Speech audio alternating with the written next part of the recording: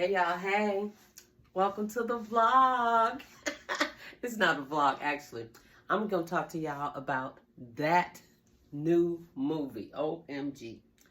Okay, here's the deal. My cousin Raymond, on Sunday, I told you guys we had a lively conversation at his house, right? And just like I said, it was very, very lively. And the conversation was all about the movie Michael B. Jordan is currently starring in. It's called Sinners. I am sure that you heard about the movie because it is all over social media. Context. I did not think that this movie would be for me. But because my cousin Raymond and Teresa, so if y'all watching this, y'all, y'all led me here, okay? They highly, highly encouraged this movie. They were super excited about it. They said that when they went to the theater to see it on Saturday night, the movie opened on Friday. They said it was jam-packed. They said there was, they had to sit on the front row. That's how crowded. I was like, you guys wanted to? I was like, no, I would have left. But no, they really wanted to see it. They sat on the front row. They saw the movie. So as they're telling us about the movie, again, extremely excited. Now, because of who my cousin Raymond and Teresa are, their recommendation of this movie for me carried a lot of weight. And just to put this into context for you, my cousin Raymond is extremely religious. He and Teresa, spiritual people. They are in service every single week. They're not missing. I believe they went through service even all through COVID. This is who I just want to let you know who Raymond is. Raymond is the type of person in our family. If there's a holiday, you do not want to call on cousin Raymond to pray because, you know, to bless the meal. Cousin Raymond will bless the meal like OMG. We all hold hands in my family when we bless the meal. You will be tired of holding hands, and everybody will open their eyes, and we will all be staring at Raymond, who will go into a deep prayer to bless the food. I mean, I'm saying this to just illustrate how religious this man is. Long story short, okay. So yesterday morning, because of their endorsement, I got up yesterday morning, I turned the TV on, and I started watching the movie yesterday morning. OMG. Michael B. Jordan, amazing. He plays a twin. He is really, really good.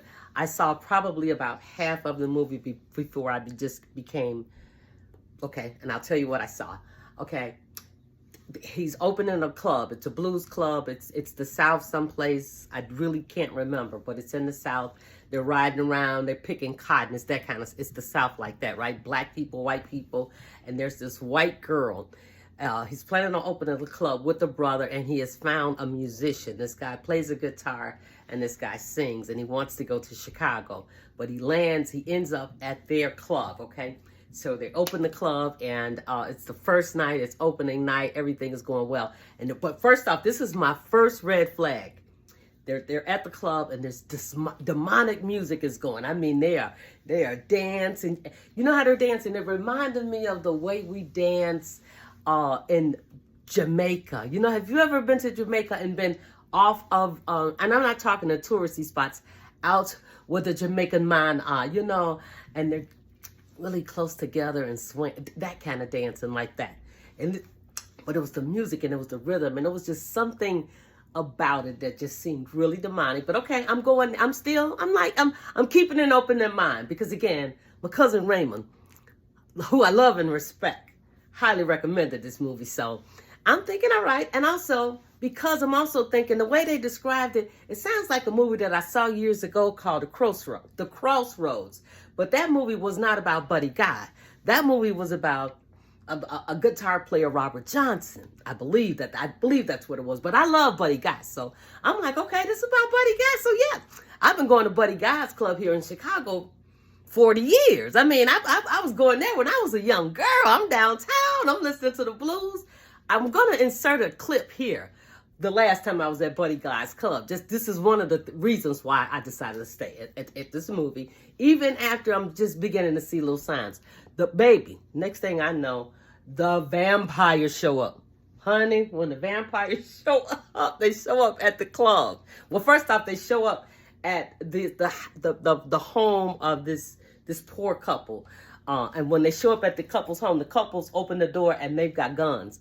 But this vampire tricks them into inviting him into the, you know, that thing. You have to invite him prior, has to be invited in. He tricks them, kills them. Next stop is the club where it's their opening night. The club is jam-packed just to set the scene. This demonic music is going. The new guitar player has just riled the crowd.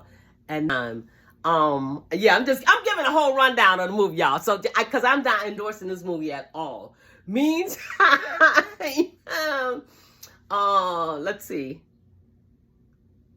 Michael B. Jordan, like I said, he plays a twin, and there is the brother dates a woman who is like, she's like into voodoo and all of this kind of stuff, right?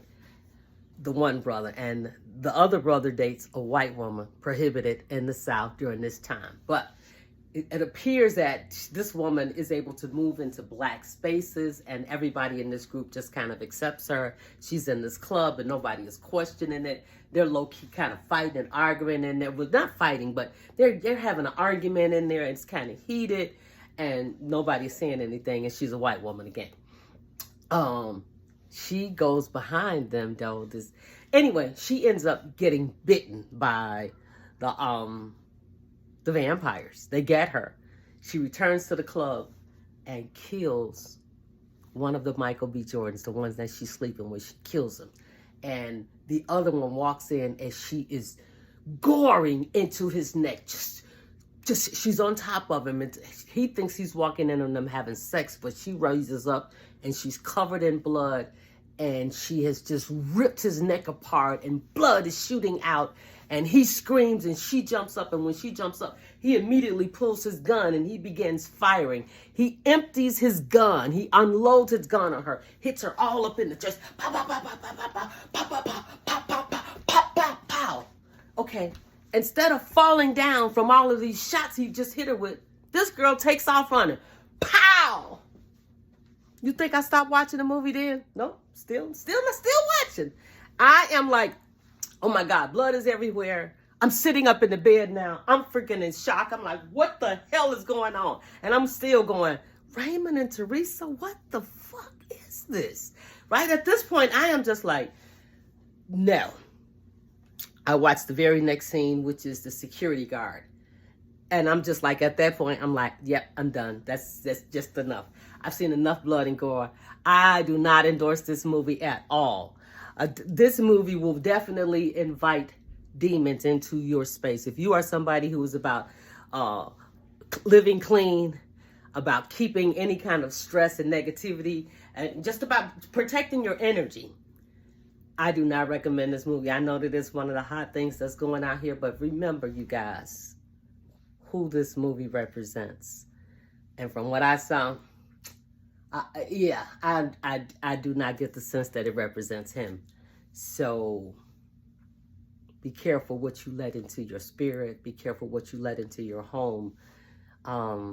This movie ain't it, y'all. Peace and blessings. Love you.